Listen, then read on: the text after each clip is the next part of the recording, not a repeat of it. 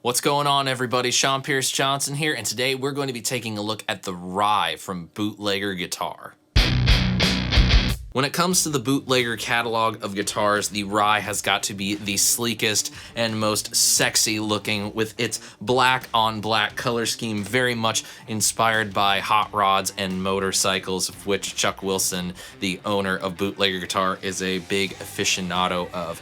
It's a very familiar guitar for me, being in the single cut body shape with a thick body, nice binding, set neck construction. So we're going to be taking a look at it today. So let's go over some of the features of the guitar, specifications, and then get down to some tones. So let's start with the body materials. Unlike other single-cut style guitars on the market today, the body is actually made of ash, a very interesting choice of tone wood, rather than going with the traditional mahogany. But don't think that this isn't a substantial guitar. There's quite a bit of heft to it, but for a regular Les Paul player like myself, it's something that I am not unfamiliar with in the slightest. Set into the body is a maple neck with this nice little neck carve heel right there. You can kind of see that close up on the guitar cam.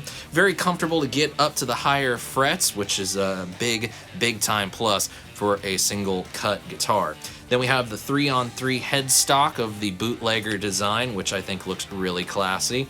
And on top of the maple neck is a bound rosewood fingerboard with the whiskey diamond inlays that we saw also on the Hounder. One little design thing that I think would have been cool to see on this particular guitar is that the body is bound on the top in white. The neck is bound in white. Would have been nice to see the binding carried through to the headstock, but that's just me, and it's just a cosmetic thing. Really has nothing to do with the guitar. It just would have been nice to see that binding carried over. But I do really love that little kind of squiggly design on the headstock, and the fact that we get a little bit of a mother of pearl logo on the headstock. Nice little classy touches here, and of course the 98 proof truss rod cover as trademark of the bootleggers that we have looked at and the bootleggers that I've seen as well. Electronics wise, we have two humbuckers made OEM by BMK. Great sounding pair of humbuckers, match very well. Got that classic kind of humbucker tone that we know, very warm and round sounding, but of course bridge pickup has a little bit of an edge as well. Master volume, master tone, 3-way toggle switch up top. We have a tune-o-matic and a stop bar for the bridge, and the tuners are actually licensed Grover tuners. They certainly do look like Grovers, but the enclosures of them almost look a bit more like Godos. They're a little bit smaller housing than some of the other Grover style tuners that I have seen.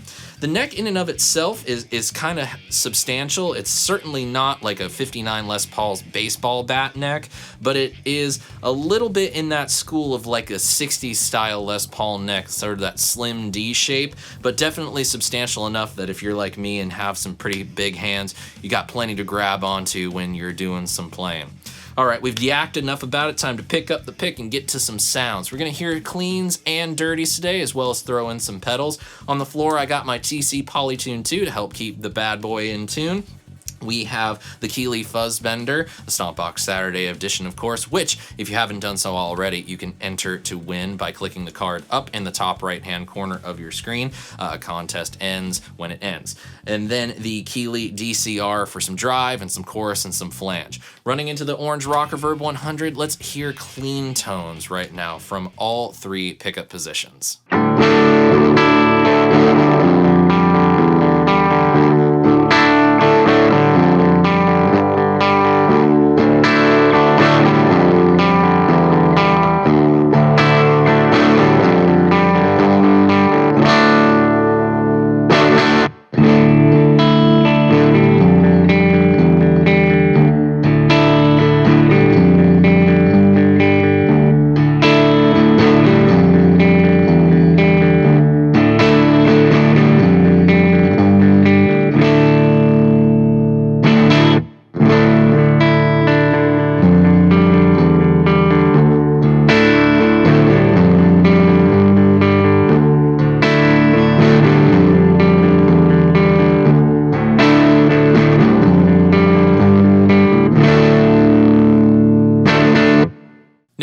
like a little bit of chorus and some echo on my clean tone, so I'm going to go ahead and kick on the DCR, and I will go ahead and use the Tube Amp Expander's analog echo for this one.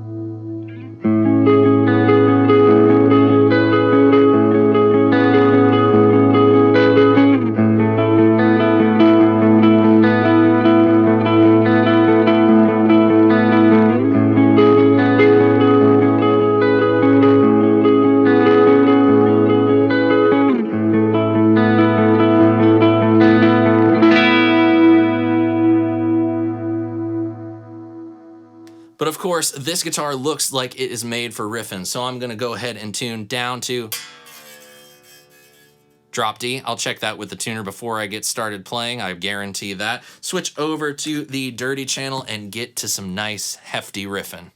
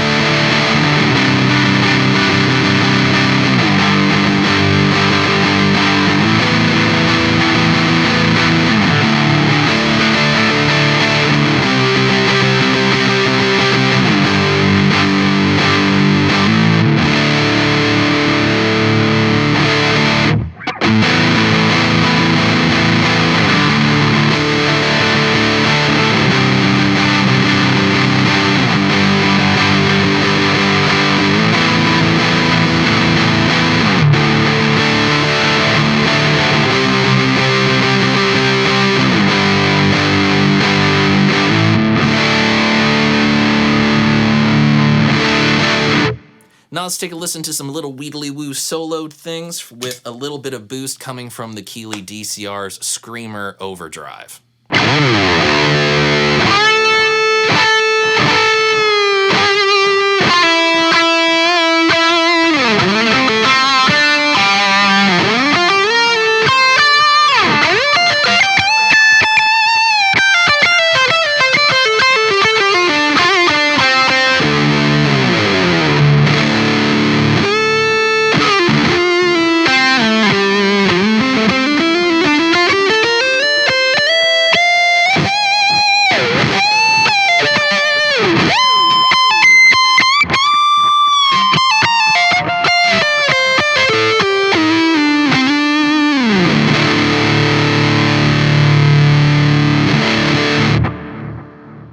And not one to leave well enough alone, it's time to hear this thing with the Fuzz Bender. Kick it on and let's get fat, mean, and nasty. You can probably hear the noise in the background.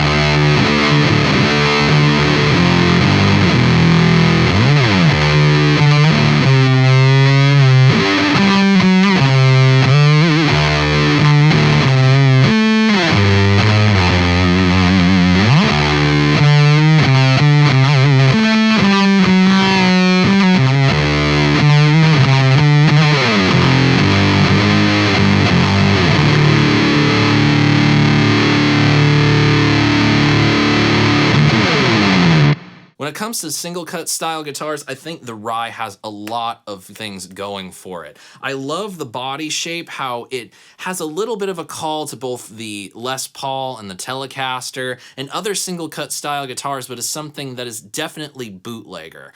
I know that on their website they make reference to one of the old, department store guitar models, which I'm not familiar with, so I can't speak to seeing one of those in person or holding one in my hands, but I just love these sort of, kind of almost comes across like a bit of a Nag style body shape, and we know how expensive those guitars are, so if you want a guitar with that kind of vibe for way less money, then the Rye is one to look at. I love the upper fret access and how we get this on a guitar that looks very classy and very classic in its construction technique.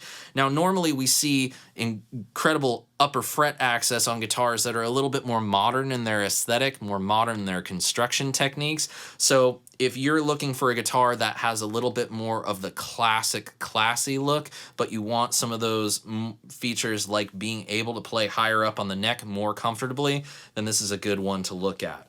I feel like the tuners stay in tune pretty well. I did have to add a little bit of pencil graphite to the nut just to keep things kind of slick and keep the strings from sticking. But that's a very easy mod that you can do yourself if you've got an old pencil lying around, and you can sharpen it to a good point.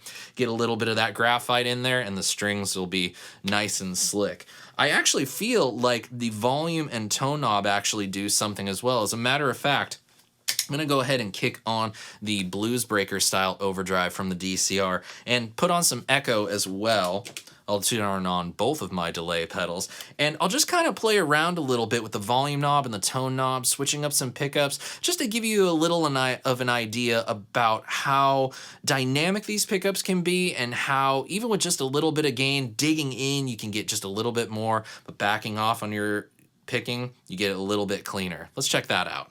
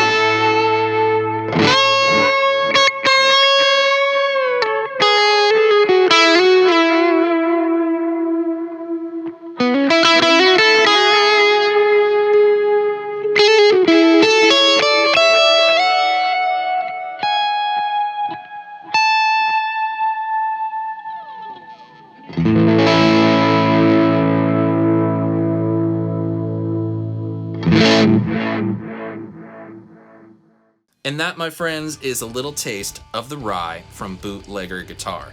Now, just like the Hounder, this did have some issues with the truss rod, the intonation, and the nut. I talked to Chuck Wilson, owner of Bootlegger Guitar, about these issues, and he was very receptive to it. As a matter of fact, I have not encountered someone who was as open to listening to me about coming across issues as Chuck. It really makes me feel like he stands behind the products that he sells. He stands by his guitars, and he is willing to go above and beyond to make sure that your experience with Bootlegger Guitar is as good as it can possibly be. It seems like he really values his customers and values their feedback. Now, I took this guitar along with the Hounder to my buddy Mike Adams. He did the thing, and this is an absolute banger of a guitar. The black on black aesthetic, tune this thing down to drop D, get to riffing right away, and you kind of feel like a rock and roll god and nothing can stop you. The upper fret access is great. The pickups, again, just like in the Hounder, it's amazing how good these stock pickups sound. You just don't find stock pickups in guitars under $600 that sound this good. I think right now you can get one of these with a hard shell case for about $550, so same price in and around as the Hounder. Talk about a steal. Talk about a deal, and I think that even if you need to put a little bit of work into it, you're gonna end up with a guitar that will keep you happy for years to come. But that is just my opinion and my experience, and I want to know what you guys thought of your look at the Rye. You can let me know your thoughts in the comments section below, and when you see it, please click the subscribe button, turn on notifications, and come back again for another video. But if you'd like to see that video before anyone else in the world, as well as get some access to exclusive content, please consider becoming a patron and joining my Patreon page today. A link for that is in the description below. Thank you so much for spending some time with me today. I hope you had a good time, and until next time, I'm Sean Pierce Johnson, wishing you out there great tone and happy stomping. Cheers, friends.